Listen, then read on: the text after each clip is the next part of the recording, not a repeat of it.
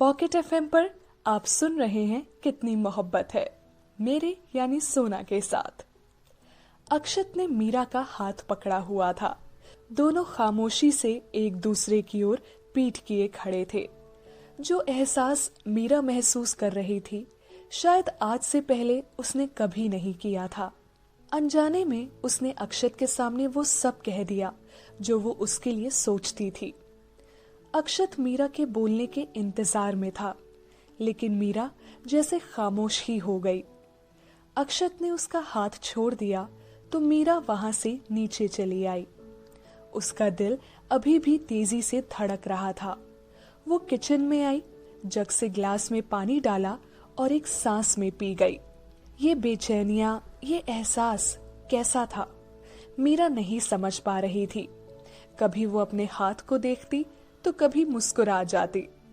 मीरा अकेले ही खड़ी थी, तभी दादी माँ अंदर आई और मीरा को मुस्कुराते देखकर कहा, अरे मीरा, क्या हुआ? अकेले खड़ी क्यों हंस रही हो? दादी की आवाज से मीरा चौंकी और कहा, कुछ नहीं दादी माँ, हम तो बस पानी लेने आए थे। कहते हुए उसने पानी का जग उठाया और चली गई। दादी माँ ने भी अपना काम किया और चली गई। मीरा ऊपर आई तो उसकी नजर अक्षत के कमरे की ओर चली गई। अक्षत का कमरा उसके लिए रहस्य से भरा था। उसने पूरा घर देखा था, बस एक अक्षत का कमरा ही नहीं देख पाई।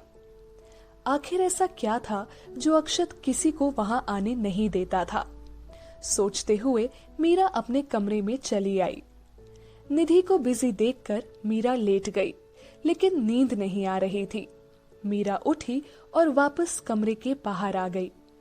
उसने ऊपर छत पर जाने का सोचा और ऊपर चली आई। जैसे ही मीरा ऊपर आई, ऊपर का नजारा देखकर खुद से कहा, ये जगह तो बहुत खूबसूरत है, हमने तो इसे देखा ही नहीं था। मीरा मुस्कुराते हुए छत पर घूमने लगी। बहुत बड़ी छत थी, जिसके एक कोने में गार्डनिंग का काम किया हुआ था। खूबसूरत लाइटिंग थी, छज्जे से लटके हुए छोटे छोटे रोशनदान। मीरा को सब बहुत आकर्षक लग रहा था। घूमते हुए उसकी नजर कोने में सोफे नुमा कुर्सी पर बैठे दादू पर गई। मीरा उनकी ओर चली आई, लेकिन जैसे ही पास पहुंची हैरान थी। दादू के सामने एक छोटी टेबल पर शराब की बोतल, पानी की बोतल, ग्लास और एक प्लेट में कुछ खाने का सामान रखा हुआ था। मीरा ने वो सब देखा तो हैरानी से कहा, दादू, आप ये सब? मीरा की आवाज सुनकर दादाजी पलटे और कहा, अरे मीरा, आओ। उन्होंने मीरा से सामने पड़ी कुर्सी पर बैठने का इशारा किया। मीरा आकर उनके सामने बैठ गई और थोड़ा गुस्सा दिखाते हुए कहा, दिस इज नॉट फेयर दादू, आपको इस तरह से पीना नहीं चाहिए। अरे बेटा, रोज कहा, बस कभी खुशी का मौका होता है तब पी लेता हूँ, दादाजी ने घूंट भरते हुए कहा। और आपकी तबीयत का क्या? अभी कुछ दिन पहले ही डॉक्टर ने आपको कितनी सारी दवाइयाँ दी थी। मीरा का गुस्सा करना जारी था।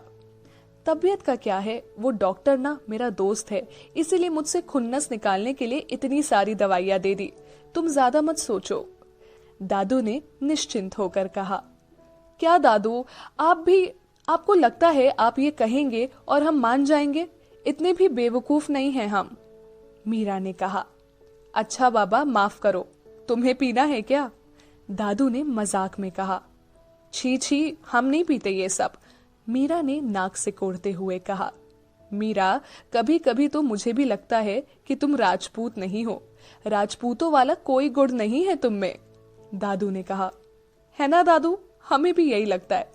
हम तो हमेशा सोचते कि हमारा जन्म किसी ब्राह्मण परिवार में होता, पर पता नहीं माँ ने हमें ये उपनाम क्यों दे दिया, मीरा सिंह राजपूत, जबकि हमारे जितना डरपोक कोई नहीं है, मीरा ने कहा।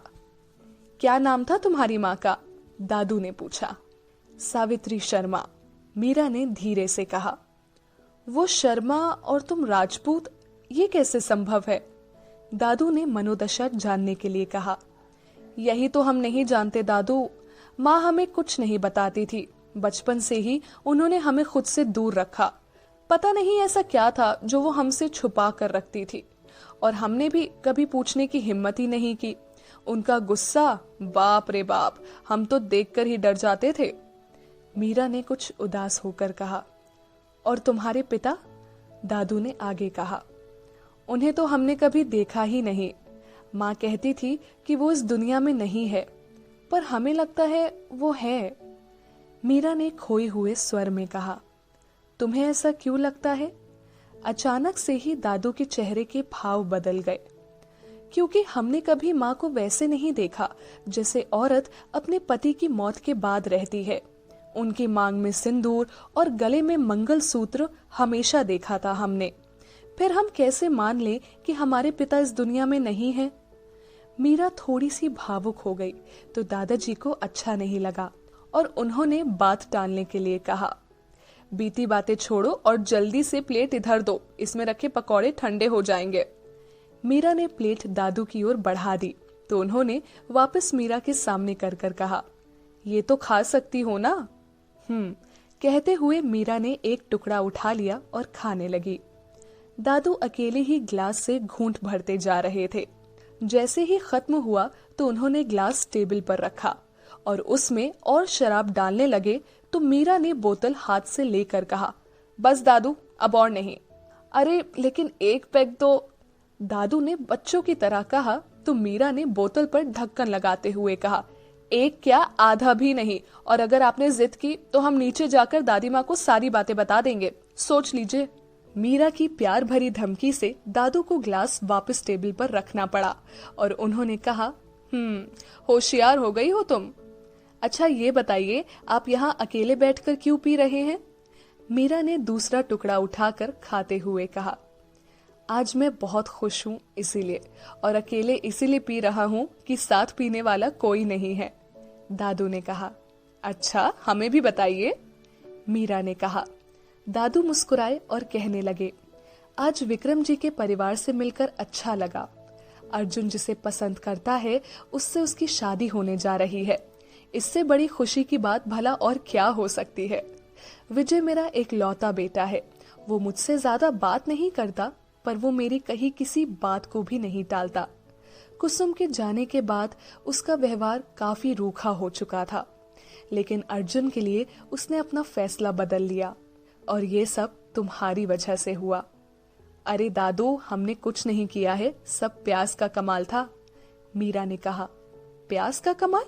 मैं कुछ समझा नहीं, दादू ने हैरानी से कहा। मीरा मुस्कुराई और कहा, उस दिन जब हम सब झील देखने गए थे तब अर्जुन जी ने हमें अपने और नीता के बारे में बताया था, लेकिन जब अंकल ने उनकी शादी की बात कही तो उनका उतरा चेहरा हमसे देखा नहीं गया। हमने उनसे बहुत कहा कि वो अंकल से एक बार बात करे, पर वो तो हमसे भी बड़े डरपोक हैं, नहीं की उन्होंने बात। हमें लगा अब हमें ही कुछ करना पड़ेगा, तो सोचकर अंकल के सामने 2-4 इमोशनल डायलॉग बोले, लेकिन अंकल ने कोई प्रतिक्रिया नहीं दी। फिर हमारे पास एक ही उपाय था, कैसे भी करके अर्जुन जी को इमोशनल करना, ताकि अंकल उन्हें देखे और उनको लगे कि अर्जुन जी उदास है। पर अर्जुन जी ठहरे स्माइली फेस वाले, उनको इमोशनल करना बहुत मुश्किल था। इसीलिए हमने प्याज छीलने को कहा। प्याज बड़े बड़ों को रुला देता है दादू। बस उन्होंने प्याज काटे और उनकी आंखों से आंसू यूं करके बाहर आए, और जैसे ही अंकल ने देखा वो पिघल गए। मीरा की बात सुनकर दादू हंसने लगे और कहा, भाई वाह मीरा, तुम्हारे प्याज ने तो कमाल ही कर दिया। प्याज ने कहा, दादू सारा कमाल तो इनका है। पीछे से अक्षत ने आकर खाली पड़ी कुर्सी पर बैठते हुए कहा। अक्षत को वहां देखकर मीरा का मुंह खुला का खुला रह गया। उसने अक्षत की ओर देखा और कहा, आपने सब सुन लिया? अक्षत ने मीरा की नकल करते हुए कहा, तो इसका मतलब आप अंकल को बता दोगे? मीरा ने डरते डरते कहा। अक्षत ने फिर से मीरा की नकलें की। मीरा बड़बड़ाने लगी, फिर तो अंकल को बहुत हर्ट होगा, उन्हें लगेगा हमने उनसे सब झूठ कहा और अर्जुन जी की शादी के लिए नाटक किया। फिर अर्जुन जी की शादी टूट जाएगी और वो डिप्रेस्ड हो जाएंगे। ऐसे में कहीं उन्होंने सुसाइड कर लिया तो सब हमें जिम्मेदार समझेंगे, अंकल हमें यहाँ से निकाल देंगे, शायद जेल भेज दे। फिर तो हम कभी वहां से नहीं निकल पाएंगे। मीरा को बड़बड़ाते देख दादू और अक्षत मुस्कुरा रहे थे। फिर दादू ने कहा, मीरा, ये सिर्फ मजाक कर रहा है, तुम परेशान मत हो। रात बहुत हो गई है, तुम नीचे जाओ। क्या सच में? मीरा ने मासूमियत से कहा। हाँ, तुम्हें भरोसा है ना मुझ पर? दादू ने कहा तो मीरा अक्षत की ओर देखते हुए सोचने लगी। आप पर तो है दादू, पर इनका कोई भरोसा नहीं। उसने दादू की ओर देखकर हाँ में गर्दन हिला दी। दादू ने मीरा को नीचे जाने का इशारा किया। मीरा उठी और अक्षत की ओर बड़बड़ाई, सड़ू। मीरा के वहां से जाते ही दादू ने अक्षत से कहा, कितनी प्यारी बच्ची है, क्यों परेशान करता है उसे? अक्षत ने बोतल उठाई और ढक्कन खोलते हुए कहा, मैंने कहा कुछ किया, वो खुद ही इतना सोच लेती है। आप किसके साथ लेंगे, सोडा या नीट? अक्षत ने शराब गिलास में उड़ेल कर कहा। नहीं भाई, नहीं पीऊंगा अभी। मीरा अभी अभी मना करके गई है, उसे पता चला तो बुरा लगेगा। दादू ने कहा। क्या बात है दादू, मीरा ने मना किया इसलिए नहीं पिएंगे आप? मेरी बात तो ऐसे कभी नहीं मानी आपने। अक्षत ने ताना मारते हुए कहा। मानता तो मैं किसी की भी नहीं, लेकिन उसने इतने प्यार से कहा कि मानना पड़ा। कुछ तो बात है उस बच्ची में अक्षत, कि उसकी हर बात मानने को जी करता है। जब वो प्यार से किसी बात के लिए रोकती है तो एक अपनेपन का एहसास होता है। दादू ने कहा। सठिया गए हैं आप। अक्षत ने गिलास उठाकर उनकी ओर बढ़ाकर कहा।